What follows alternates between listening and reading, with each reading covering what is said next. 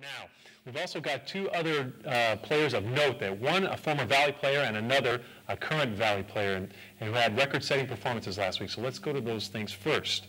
We had the former Kennedy High School All-Star High School star running back Mike Pringle, who rushed, spit it out, for 357 yards for Cal State Fullerton in their 45-10 win over New Mexico State, tying the single-game rushing record held by Reuben Mays, now of the New Orleans Saints. We also had a Valley area player from Franklin High School named quarterback named Santiago Alvarez, who joined an elite group Friday, tying a record shared by the likes of Mike Smith of Los Altos, now with the Boston Celtics, and John Pay, who was at Menlo and was a quarterback at Stanford. All Alvarez did was throw 8 touchdown passes in Franklin's 57-0 win over Verdugo Hills. Of course, that left Alvarez 1 touchdown pass short of the national record held by Randy Hendricks.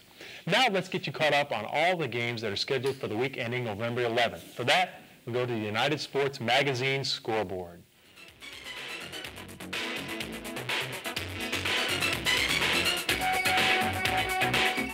Now, all too often, violence has been a part of the high school scene this year.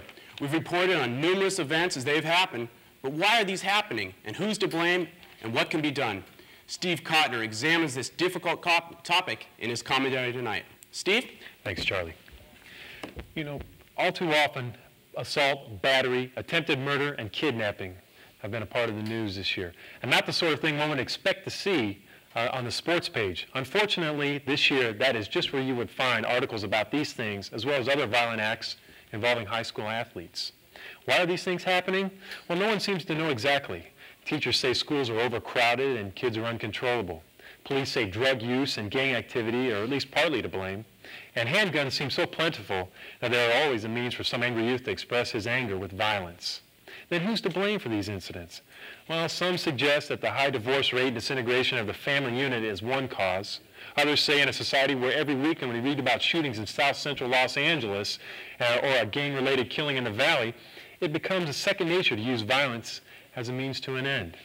What can be done about these things? Well, this is certainly a situation where there are no easy answers. In terms of high school athletics, it seems that these incidents of violence have to be dealt with swiftly and decisively. For example, any player who touches a referee should be suspended from high school sports, period. And coaches who are responsible for these actions, who are responsible for the actions of their players while they're on the field, should be held strictly accountable for such. I just learned yesterday that the Monroe football game, which had already been moved one time to avoid problems, had been moved up yet again to a 2:15 starting time. The location was not disclosed immediately so as not to attract the wrong spectators. Think about that for a moment. Scheduling a game to keep fans away. I just hope that it's not an innocent fan who becomes a victim of one of these violent acts before changes are made. Closing the barn door after the horses are out has never been a good solution to solving problems. Let's hope we can see a return to a time when high school athletics meant something other than a chance to make a police blotter, Charlie.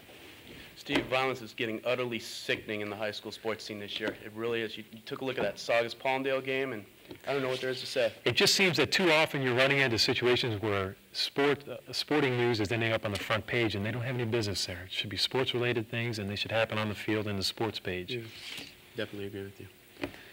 Well, that's another edition for United Sports Magazine. For Steve Cotner, I'm Charlie Plowman. Have a good week, and good night. Good night.